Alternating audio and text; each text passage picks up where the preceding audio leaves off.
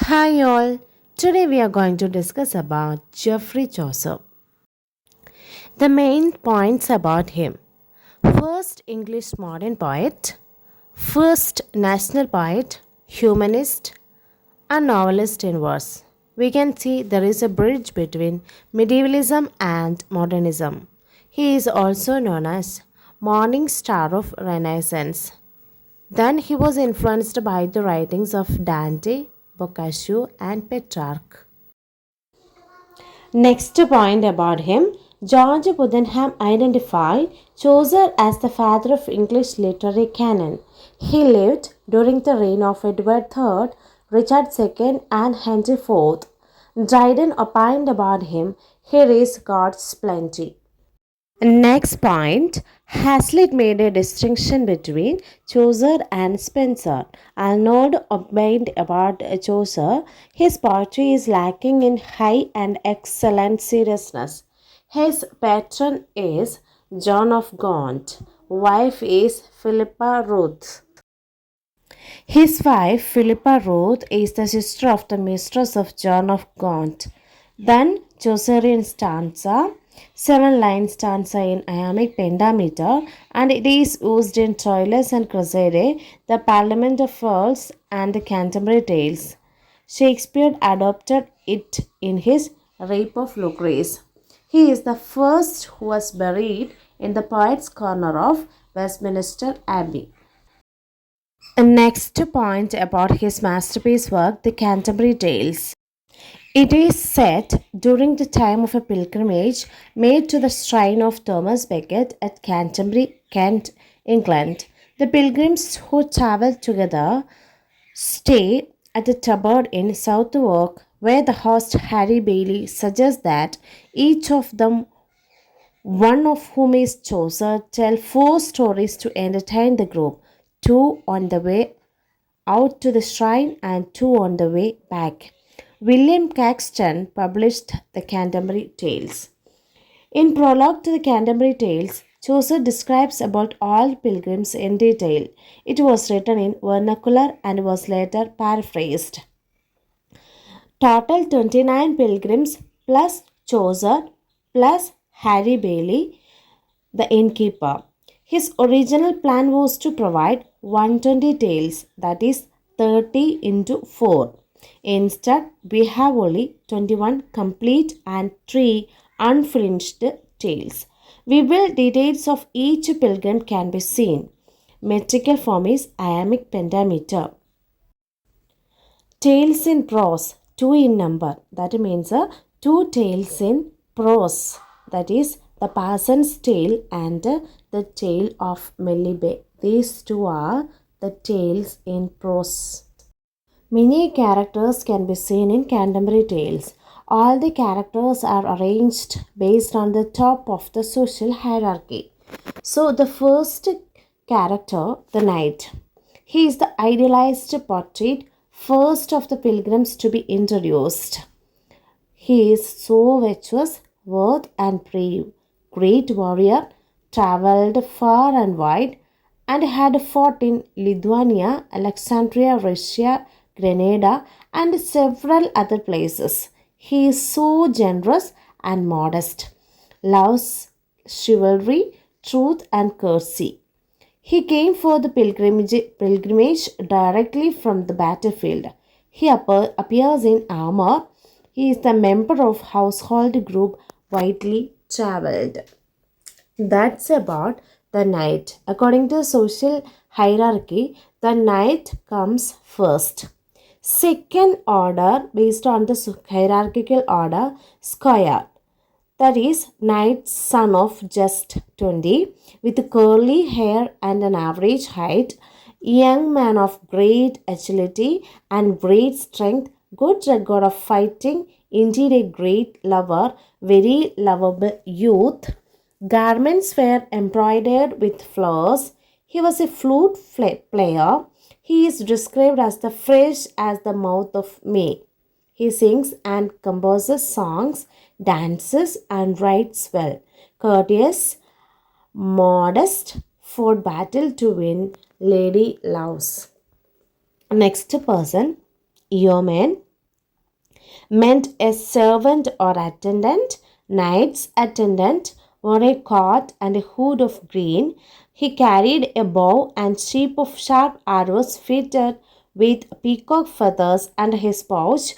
He has a brown face, wore a shiny silver picture of Saint Christopher. He knows carpentry. He is compared to Robin Hood and described as a true forester. Next person, the prioress.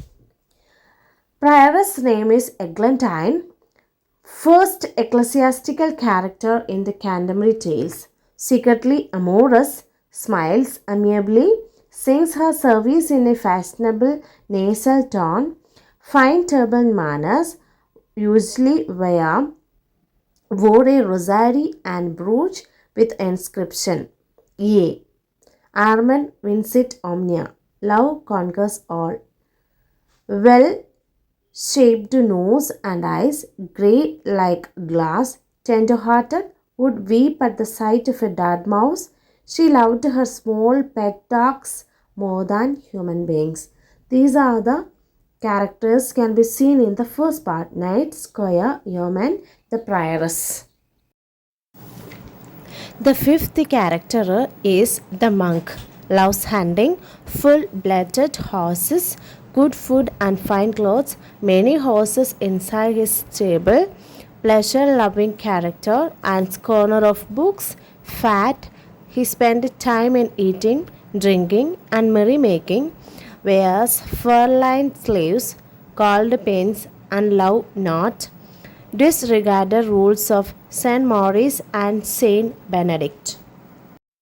Next character, the friar, knows taverns and mermaids better than lepers and beggars, wanton, greedy and corrupt, neglects his duties, does not bother about religion.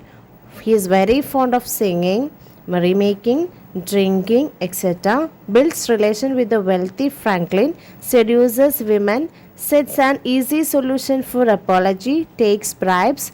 He is a fiddle player as well. Next one is the summoner. Nasty figure, loves garlic, red wine and onion, forgives people sent for a small amount of money, knows secret of young men and women, exploits them. Children are afraid of his fiery red face full of pimples, eyebrows are scaly. The man of law or the sergeant of law. Very proficient in law, suspicious of everything, knows ancient cases, for instance, those from William the Conqueror's time. Wealthy land buyer, apparently very busy, wore a multicolored coat that was tied together with a silk belt. Next, the partner sings and attracts people, deceives them, sings relies to housewives, and earns a lot. Poet ironically calls him a noble ecclesiastical. Next one, the parson, poor shepherd, led a simple life of devotion and service, tries to practice what he preaches. A good man of thereof religion and was a proper person on a town. Next person, the clerk of Oxford. He is an idealized character. He is a miser and poor, wore threadbare clothes, glad to learn and teach. He and his horses are lean as a pole. He spent all the money on books. The clerk's tale is about the patient wife Griselda. His tale is a reply to the tale said by wife of Bath. Next one, the merchant. He is a wealthy businessman, exports wool, anxious about shipping route between England and Netherlands, forked beard, rich and multicolored clothing, wore hat from Holland, newly married, unhappily married.